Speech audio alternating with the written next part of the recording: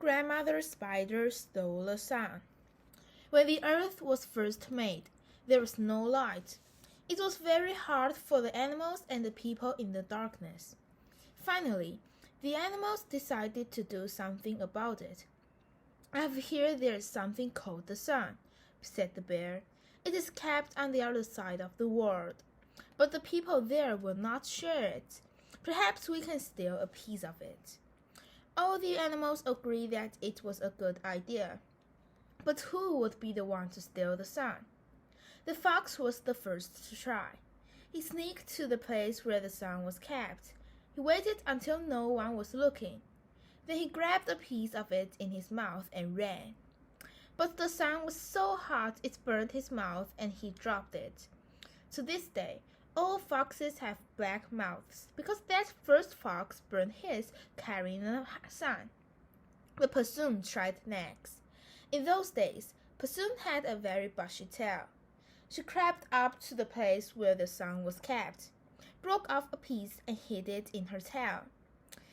Then he began to run, bringing the sun back to the animals and the people. But the sun was so hot it burned off all the hair on her tail and she lost hold of it. To this day, all possums have bare tails because the sun burned away their hair on the first possum. Then Grandmother Spider tried. Instead of trying to hold the sun herself, she wove a bag out of her webbing. She put the piece of the sun into her bag and carried it back with her. Now the question was where to put the sun. Grandmother Spider told them the sun should be high up in the sky. Then everyone will be able to see it and benefit from its light. All the animals agreed, but none of them could reach up high enough. Even if they carried it to the top of the tallest tree, that would not be high enough for everyone on the earth to see the sun. Then they decided to have one of the birds carry the sun up high to the top of the sky. Everyone knew the buzzard could fly the highest, so he was chosen. Buzzard placed the sun on top of his head, where his feathers were the thickest, for the sun was still very hot. Even inside Grandmother Spider's bag, he began to fly. Up and up toward the top of the sky.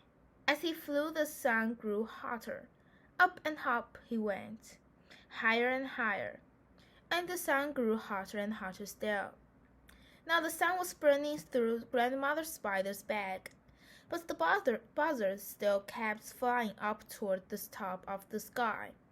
Up and up he went, and the sky grew hotter. Now it was burning away the feathers on top of his head, but it continued on. Now all of his feathers were gone, but he flew higher. Now it was turning the bare skin of his head all red, but he continued to fly. He flew until he reached the top of the sky, and there he placed the sun where it would give light to everyone. Because he carried the sun up to the top of the sky, Buzzard was honored by all the birds and animals, though his head is naked and ugly because he was burned carrying the sun. He is still the highest flyer of all, but he can be seen circling the sun to this day. And because Grandmother Spider brought the sun in her bag of webbing, at times the sun makes rays across the sky which are shaped like the rays in Grandmother Spider's web. It reminds everyone that we are all connected, like the strands of Grandmother Spider's web. And it reminds everyone of what Grandmother Spider did for all the animals and the people.